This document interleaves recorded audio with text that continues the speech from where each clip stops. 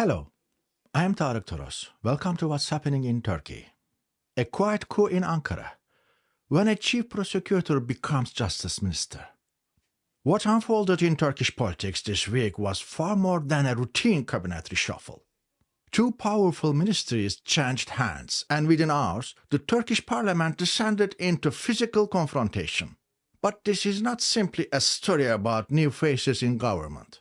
The deeper issue is how the state is reorganizing the relationship between politics and the judiciary, and whose interests this transformation may ultimately serve.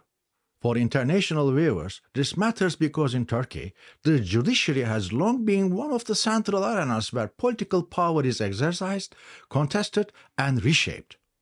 A radical cabinet shift. President Erdoğan carried out a sweeping cabinet reshuffle, dismissing both the Justice Minister and the Interior Minister, two of the most critical positions in Turkey's governing system. At the center of this transformation stands Akın Gürlek, until recently the Chief Public Prosecutor of Istanbul, who has now become Minister of Justice. This move is widely seen as politically explosive, because one of the country's most powerful prosecutors has stepped directly into one of the most political posts in government. Over the past decade, Gürlek has served as both judge and chief prosecutor in highly sensitive and controversial cases. Critics and opposition figures often describe him as closely aligned with Erdoğan's political direction. Since being appointed as a judge in Istanbul in 2016, his name has appeared in rulings tied to some of Turkey's most consequential political trials. The imprisonment of Kurdish political leader Selahattin Demirtaş, who has spent nearly a decade behind bars. The conviction of journalist Can Dündar on espionage charges. Legal proceedings connected to the Gezi Park protests, one of the largest anti-government movements in modern Turkish history. These cases took place during a period when hundreds of journalists, lawyers, and political figures were imprisoned, a development frequently criticized by international human rights organizations. But Gürlek's rise to prominence is not only about his past rulings. From mobile guillotine to justice minister.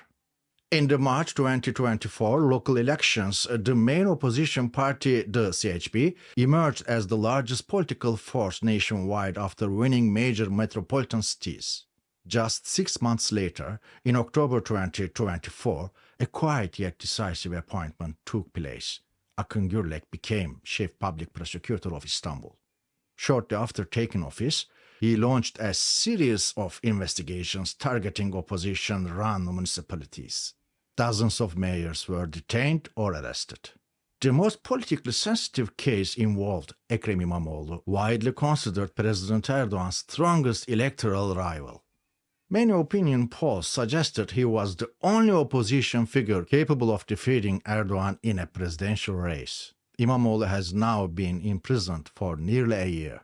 Through these investigations, Gürlek became one of the most influential figures shaping Turkey's political landscape and was ultimately promoted to Minister of Justice. The leader of the opposition once nicknamed him the Mobile Guillotine. Now, as Justice Minister, Gürlek also holds significant influence over Turkey's judicial governance system, including the body that oversees judges and prosecutors nationwide. Oath ceremony turns into parliamentary violence. Given this background, tensions were inevitable when Gürlek arrived at parliament to take his oath of office. Opposition lawmakers attempted to block the ceremony. Moments later, a physical brawl broke out between members of Erdoğan's ruling party and the opposition. Television footage showed ruling party deputies forming a human shield around Gürlek as shouting, pushing, and chaos filled the chamber. Within minutes, he completed the oath and officially assumed office. But another moment, quieter, yet politically striking, occurred just before the ceremony.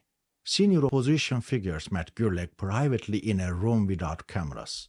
They shook hands. When rumors of the meeting spread, many opposition voters reacted with confusion and discomfort, and party officials struggled to explain the situation. A controversial advisor. The controversy does not end there.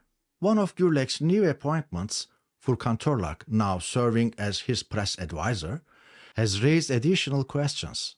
Just 2 months ago, Torlak's name appeared in a major narcotics investigation. The prosecutor overseeing that case was, once again, Akın Gürlek himself. This overlap has sparked debate in Ankara. How can a person mentioned in an investigation later join the close team of the prosecutor who led that case? Does this raise concerns about transparency and judicial impartiality? Or does it reflect a broader loyalty network within state institutions? Ankara backstage, a new political phase. Political insiders in Ankara suggest Gürlek may begin his tenure with an assertive approach rather than a cautious transition. Behind closed doors, 3 possible developments are widely discussed. Faster processing of parliamentary immunity cases, renewed legal pressure targeting opposition leadership, particularly within the CHP, a broader wave of judicial operations that could reshape political balances through the courts. Which leads to the central question.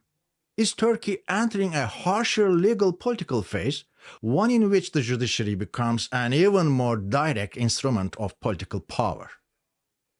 Turkey moves into election mode.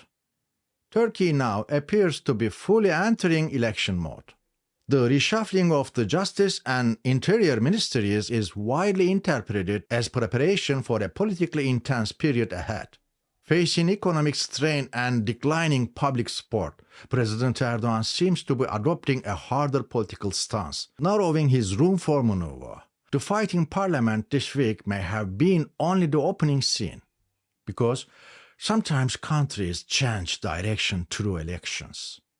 And sometimes the direction of the state changes before elections even take place, as seen in previous presidential cycles in Turkey. I am Tarık Toros. You've been watching What's Happening in Turkey. See you next week.